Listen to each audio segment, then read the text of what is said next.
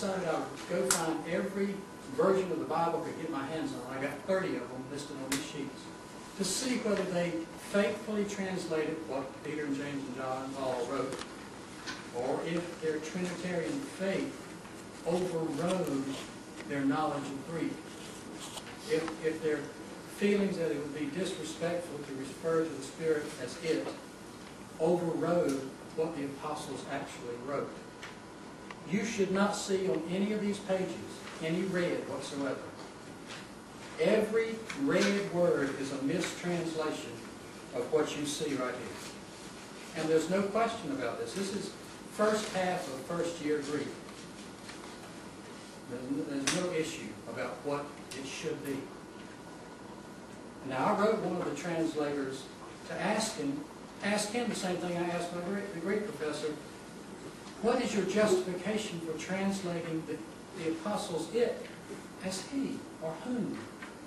What's the rule? What do you... And he wrote back and said that it would be a disgraceful thing to refer to the Spirit as it. And I thought, well, no, he said it would be a grave mistake. And I thought, well, if that's true, then the apostles made lots of grave mistakes, because that's all they ever did. Exactly. They never did anything else. So, I just want you to kind of look through here. You see, I got translations numbered 1 through 4. It goes all the way through 30. 30 is the earliest English translation by Wycliffe.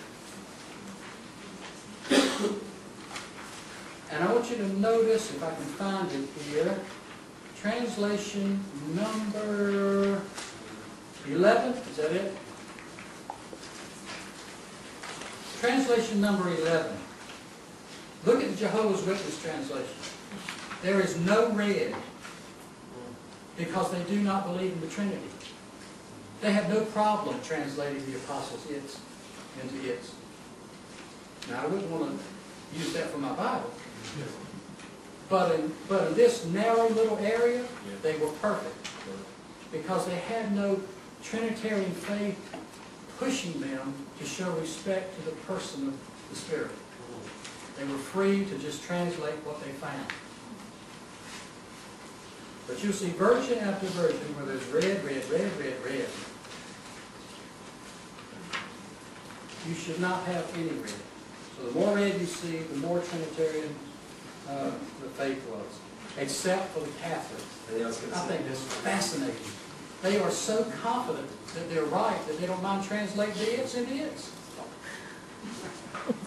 They were right up there with the Jehovah's Witness, doing it right. Catholic is 27. What is, Good speed? yeah. Good Speed was done maybe 50 years ago. I don't know much about him, but he did everyone right. Yeah. And also He wasn't a bad translator. Pardon me? Good Speed was not a bad translator. Oh, I think it's pretty, I've got a copy of it. It's good. I don't know much about it, but it's a pretty good translation. But he translated every one of the apostles' words relating to the Spirit. When the apostles had a choice, he did not feel intimidated by all the its and these newer words that he found. He did it all right. Now, translation number 2 is the New King James. I want to tell you a story about that. Because I think it's one of the most bizarre things that you will ever hear. And I think the New King James is an excellent translation. I don't have much better than the New World translation, which I was Witness. But in this issue, they were rock bottom worse. In the introduction to the New King James Version of the Bible, I found out that every single translator who worked on that committee had to sign a document saying that every word of the original Greek was verbally and fully inspired by God. And they had to sign it. But every time they came up with an apostle it, they improved it to he.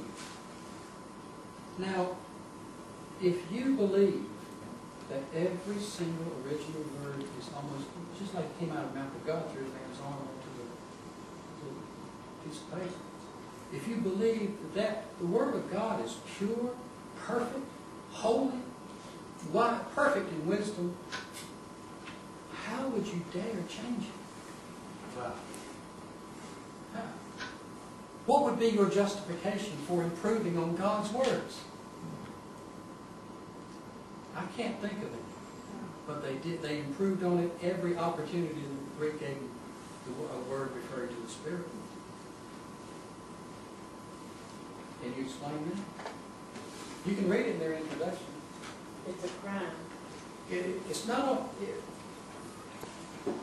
in the business. Now look, God's people all over the world are buying Bibles, trusting that whoever translated them rose above his personal prejudice or personal theological position to translate accurately what was there so they could choose. In the business world, these translations that mistranslated every Greek word, like New King James, that had to do with the Spirit, without being told that they did it. Nothing in the introduction let anybody know they did this. In the business world, that's called fraud. Because what people are buying is not what they think they're getting. Right. Just personal business integrity ought to motivate a translator to say in the beginning of his book, we believe that it would be disrespectful to the person of the Spirit to call it an it.